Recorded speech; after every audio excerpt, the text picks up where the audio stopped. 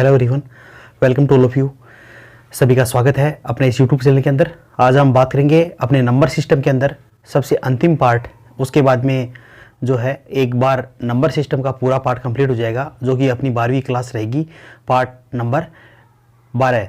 Part number 12 के अंदर अपरिमेय संख्या थोड़ा सा बच गया था, और अपरिमेय संख्या बहुत ही आसान है। परिमेय संख्या हमने विस्तार से तरीके से पढ़ ली थी। अब हम बात करेंगे आज अपरिमेय संख्या की। तो साथियों, पहले की क्लासेज में हमने पढ़ा था कि परिमेय संख्या वो होती है जहाँ पे p बटा q के रूप में लिख सकते हैं। q का मान उसका मान में 0 नहीं होना चाहिए। इसके अलावा जो होता है उसके विपरीत जो संख्या होती है जिसको p बटा q के रूप में नहीं लिख सकते हैं, वो क्या हो जाएगी? अपरिमेय संख्या। तो अपरिमेय संख्या की बात करते हैं हम कि जिसको p बटा q के रूप में नहीं लिखा जा सकता है। यो यूँ कह लेते हैं हम यहाँ पे 1 2 3 4 5 6 7 8 9 10 11 इस प्रकार से संख्याएं लिख लेते हैं। यहाँ पे क्या होगा, एक का अंडर रूट करते हैं, हर संख्या का अपन क्या करते हैं? वर्गमूल करते हैं। क्या करते हैं? वर्गमूल करते हैं। तो यहाँ पे क्या होगा साथियों कि वर्गमूल जब हम करेंगे सभी का, तो सभी का वर्गमूल पूर्ण संख्या के रूप में नहीं हो पाएगा। जैसे एक का तो एक हो जाएगा, तो इसको तो छोड़ देते हैं अपन। उसके बाद हम बात करते हैं 2 का वर्गमूल, यही रहेगा, सेम ही रहेगा। 3 का वर्गमूल यही रहेगा। मतलब यदि इसका वर्गमूल हम निकालेंगे तो ये पॉइंटों में आएगा, दशमलव के रूप में आएगा, पूर्ण रूप में नहीं आएगा। लेकिन 4 का वर्गमूल क्या हो जाएगा? 2 हो जाएगा। 5 का भी वैसे ही रहेगा, इसका भी सेम रहेगा। 7 का भी सेम रहेगा, 8 का भी सेम रहेगा, और 9 का क्या आ जाएगा? 3 आ जाएगा। और इस प्रकार से 10 11 इनका सबका हो जाएगा। तो यहाँ पे जो ये जिनका वर्गमूल हो चुका है वो तो क्या हो जाएगा? 2/1। इसको क्या लिख देंगे अपन? 3/1। तो ये तो क्या हो जाएगा? परिमेय संख्या। लेकिन ये जो संख्याएं हैं √2, √3, √5, √7, ये सब क्या हो जाएगी? अपरिमेय संख्या। और इसी को बोलते हैं अपरिमेय संख्या। अब अपरिमेय संख्या की बात यदि हम करते हैं, देखो साथियों, जब हम √2 का मान निकालेंगे तो वो जाता ही जाएगा पॉइंटों के बाद में, दशमलव के बाद में। अब हम बात करते हैं यहाँ पे कि ये जो अपरिमेय संख्या है इसका जो है, इनको हल कैसे करेंगे अपन। एक अपना कन्फ्यूजन ये रहता है कि अपरिमेय संख्या हम किसे बोलेंगे, कैसे क्या होगा। जैसे हमने आज तक बात की है, जैसे हम वर्ग जो होता है, वृत्त जो होता है, एक सर्कल जो होता है, सर्कल की रेडियस है, ये त्रिज्या है। यदि इसका हमें जो है क्षेत्रफल निकालना होता है तो इसका सूत्र होता है πr²। और हम छोटी कक्षाओं में या सभी कक्षाओं में पढ़ रहे हैं या पढ़ चुके हैं या आगे बढ़ेंगे, वहाँ पे क्या लिखा होता है? इस पाई का मान हम सीधा क्या पुटअप करते हैं? 22/7। अब बात आती है, ये जो पाई है, इसका मान क्या रहेगा? और ये 22/7, ये एग्जाम में क्वेश्चन आता है कई बार। तो ये 22/7 है, वो तो हो जाएगी अपनी परिमेय संख्या। और ये जो पाई है ये हो जाएगी अपनी अपरिमेय संख्या। क्योंकि साथियों, ये जो इसका पाई का मान हम इन एग्जाम के अंदर कई बार ऐसे भी लिखते हैं 3.14, लेकिन हकीकत में क्या होता है, यहाँ पे ये जो मान है ये सन्निकट मान होता है। कैसे होता है? 28 57 ऐसे आगे चलता रहता है, इसकी रिपीटेशन होता रहता है। तो ये जो ध्यान रखना है, 22/7 परिमेय संख्या है, और पाई जो है अपनी पाई वो क्या है? अपरिमेय संख्या है। तो यहाँ पे हो जाएगा, ये इसका सन्निकट मान है, मतलब निकटतम जाने वाला मान है, पूर्ण रूप से मान नहीं आता है। तो अपरिमेय संख्या की बात अपन करेंगे अपरिमेय संख्या की बात हम करेंगे तो मान लीजिए जैसे √2 की बात अपन ने की कि √2 क्या है? अपरिमेय संख्या है। तो यहाँ पे हम क्या करेंगे, कई बार एग्जाम के अंदर आता है कि इस √2 का मान हमें ज्ञात करना है, कि √2 का मान किस प्रकार से हम ज्ञात कर सकते हैं। तो कुछ बहुत ही आसान है, ये √2 का हमें जो है मान निकालना है। अब हमें क्या करना है, इस 2 के इधर जो है जोड़ों के रूप में और 0 लगा देंगे। 2 के जोड़ों के रूप में 0 लगा देंगे। मान लीजिए हमने ये 3 संख्या तक ले लिया, आगे भी ले सकते हैं। यहाँ पे सबसे पहले हम क्या करेंगे, एक ऐसी संख्या ऊपर नीचे लिखेंगे जिनको गुणा करने पे इसमें भाग चला जाए। तो सबसे पहले शुरुआत करते हैं। यदि हम यहाँ पे लिखते हैं 1 एकम 1, तो ये 1 हो जाएगा। इससे बड़ी और देख लेते हैं, मान लो इससे बड़ी संख्या कोई सी भी हो, तो वो संख्या कौन सी होती है? 2 2 दूनी 4, तो ये तो बड़ी हो जाएगी। तो यहाँ पे हम क्या करेंगे, सबसे 2 से छोटी कौन सी जाएगी? 1 एकम 1, मतलब इसका भाग इसमें चला जाएगा। तो यहाँ पे क्या होगा? 1 एकम। तो ये जो 1 आया इसको हम नोट करेंगे ऊपर, ये अपना भाग हो गया। फिर आ जाएगा दशमलव, फिर इसका बचेगा कितना? यहाँ से 1, और ये 2 0 उतार लेंगे आगे। ये जो यहाँ पे लिखा है ये ध्यान रखना है, गुणा करना नहीं है, यहाँ पे इसको जोड़ करना है। 1 और 1 2। बहुत आसान है, ध्यान से देखना। यहाँ पे हम क्या करेंगे, सबसे पहले 2 का वर्गमूल निकालना था। 2 का वर्गमूल निकालने का मतलब क्या हो गया, 2 का उसका मान निकालना है दशमलव के रूप में। तो यहाँ पे क्या होगा, 2 को पॉइंट के रूप में लिखेंगे, 2 पॉइंट, और यहाँ पे जोड़ों के रूप में 0 को उतारेंगे।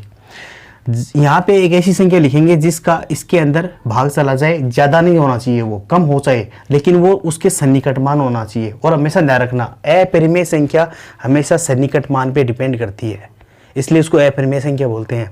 और हर एग्जाम के अंदर, हर कंपटीशन एग्जाम के अंदर, और इवन स्कूल और कॉलेज वाली जो भी अपनी बुक्स है उसके अंदर ये महत्वपूर्ण टॉपिक है, अपरिमेय संख्या। तो बात करते हैं यहाँ पे क्या करेंगे, इस प्रकार से कर लिया। अब ये जोड़ा तोड़ हो गया। अब क्या करेंगे, दोबारा हम यहाँ पे एक ऐसी संख्या लिखेंगे सेम। देखो ये यहाँ पे सेम चलेगा, ये तो फिक्स हो गया अपना। सेम संख्या हम यहाँ पे लिखेंगे, तो वो सेम संख्या क्या होगी कि 21 को 21 से कम 21, तो ये छोटी हो जाएगी। फिर करते हैं अपन 2 रखे, देख लेते हैं। यहाँ पे दोनों 1 से डिजिट होने चाहिए, तो 22 दूनी 44। ये भी थोड़ा बड़ा देख लेते हैं एक बार, क्या पता 3 से हो जाए। 33 है, ये भी नहीं होगा।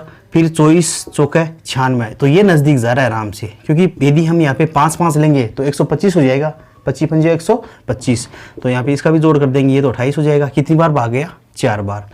इसको घटा देंगे, 4 हो जाएगा। अपना नेक्स्ट जोड़ा ये उतार लेंगे, तो ये उतारा तो 400। फिर वही तरीका, यहाँ पे क्या करेंगे, 1 से स्टार्ट करेंगे, तो 281 कम 281 ये रहेगा, क्योंकि 2 से करते हैं तो ये 400 ज़्यादा हो जाएगा। तो इसको कर देंगे, इसको जोड़ देंगे और यहाँ से इसको घटा देंगे, तो जो भी अपना मान आएगा वो ये हो जाएगा। तो फिर ये 1 बार भाग चला जाएगा। फिर अपन क्या करेंगे, यहाँ पे 2 शून्य और उतारेंगे, और यहाँ पे जो है दोबारा वही प्रोसेस कर देंगे। पहले 1 से करके देखेंगे तो बहुत छोटा है, 2 से करके देंगे, 3 से, तो यहाँ पे ये 4 से जाता है, तो ये संख्या लिखेंगे, और ये इस प्रकार से आगे तक चलता रहता है।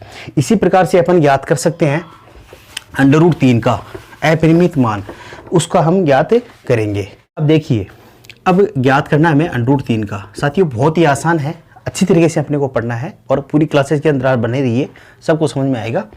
इसका मान निकाल लेते हैं, बहुत आसान है। 3 है, 3 का 3 लिख दिया, दशमलव लगाएंगे जोड़े के रूप में यहाँ पे। और यहाँ पे एक थोड़ा सा ध्यान रखना अपने को, 3 अंकों तक अपन 3 दशमलव के अंकों तक ज्ञात करेंगे, तो हम 3 जोड़े यहाँ पे उतार लिख सकते हैं। सबसे पहले 1 एकम 1 हो जाएगा। यदि यहाँ पे 2 और 2 होता तो 2 दूनी 4, तो 4 तो 3 से बड़ा हो जाता, तो ये तो गलत होता। तो यहाँ पे इसको जोड़ देंगे और यहाँ पे इसको घटा देंगे। इसमें घटा दिया, कितनी बार भाग गया, 1 बार चला गया, ये 1 बार चला गया। उसके बाद में अगला जोड़ा उतारेंगे, 2 शून्य उतर जाएंगे। यहाँ पे वही तरीके से करके देखेंगे। सबसे पहले 1 से करेंगे 21 हो जाएगा, 4 से करेंगे 24 छोड़ो में जगह। यदि 5 रहेगा तो क्या होगा, 25 पंजे 125, अभी भी जा सकता है इसके अंदर। 6 से करेंगे तो भी है। तो यहाँ पे जो है 7 से करके देख लेते हैं अपन, तो अपन अलग से भी करके देख सकते हैं। तो 7 से गुणा करेंगे तो 749, 4 7 दूनी 14, 4 18 100, ये नज़दीक जा रहा है आराम से, सन्निकट मान के नज़दीक जा रहा है। तो ये इसको तो जोड़ देंगे, इसको घटा देंगे, पॉइंट आई गए यहाँ पे, ये दशमलव हो जाएगा, और ये दशमलव यहाँ पे लिख देंगे। फिर अगला डिजिट कितनी बार भाग गया, ये 7 बार गया, तो 7 लिख दिया। क्या हो जाएगा, इसको जोड़ लेंगे तो 27 और 7 कितना हो जाएगा, 34 हो जाएगा। यहाँ पे घटा देंगे तो वही जो है घटाने के बाद में अपने पास में ये मान आ जाएगा। अब बात करते हैं अपन, सॉरी, ये 11 हो जाएगा। अब वही आगे वाला जोड़ा उतारेंगे यहाँ से, फिर दोबारा भाग दे के देखेंगे, 1 का दिया तो अभी जो छोटा है। यदि 2 यहाँ पे लिखेंगे तो ये भी लगभग छोटा ही है। तो यहाँ पे जो है 3 का अपन कर सकते हैं, तो 3 का करेंगे तो क्या हो जाएगा, 3 3 9, यहाँ पे अलग से करके देख लीजिए, 9 और 4 3 12, 1 3 3 9 10, तो 1100 में 1029 घटाना है। तो वही बात है कि जो है अपने पास में ये इतना बच जाएगा। ये किधर बच जाएगा, यहाँ पे इसको जोड़ देंगे, 346 हो जाएगा। कितनी बार भाग गया, इस बार 3 बार गया, 3 लिख देंगे, कोई दिक्कत नहीं है। फिर आगे इसको कंटिन्यू ऐसे करते जाएंगे। तो ये एक सिंपल मेथड था। और मैं आपको बता दूं कि मैथ्स ऐसा सब्जेक्ट है जो प्रैक्टिस को बढ़ावा देती है। प्रैक्टिस जितना करोगे इतना आप सीखोगे। तो ये कहा भी गया है कि practice makes a man perfect. तो आपको परफेक्ट बनना है तो आपको प्रैक्टिस करनी है। और मैथ्स बहुत ही आसान सब्जेक्ट है, दुनिया का यदि को सबसे आसान विषय है। वैसे सभी आसान विषय है यदि हम पढ़ना स्टार्ट कर दें। तो साथियों मैं चाहता हूँ कि आप जो है जुनून के साथ में पढ़े, जोश के साथ में पढ़े और पूरे लगन के साथ में पढ़े, बहुत आनंद आएगा। हो सकता है कि अभी हम अच्छे से नहीं पढ़ पा रहे हैं, क्यों? क्योंकि हमारे लिए शुरुआती स्टेज है। आज हमने बात की थी मैथ्स के अंदर नंबर सिस्टम के अंदर पूरी कंप्लीट 12 क्लासेज हमने पढ़ी थी। एक शानदार रिव्यू क्लासेज इसकी होगी जिसके अंदर नंबर सिस्टम कंप्लीट होगा और उसके बाद में उसके क्वेश्चंस वगैरह होंगे जो कंप्यूटर के हिसाब से होंगे और वो वही क्वेश्चन होंगे, वही टॉपिक करवाया जाएगा जो उसके बाहर से कुछ भी नहीं आएगा। तो आइए आपके उज्जवल भविष्य की कामना के साथ में हम आगे बढ़ते हैं।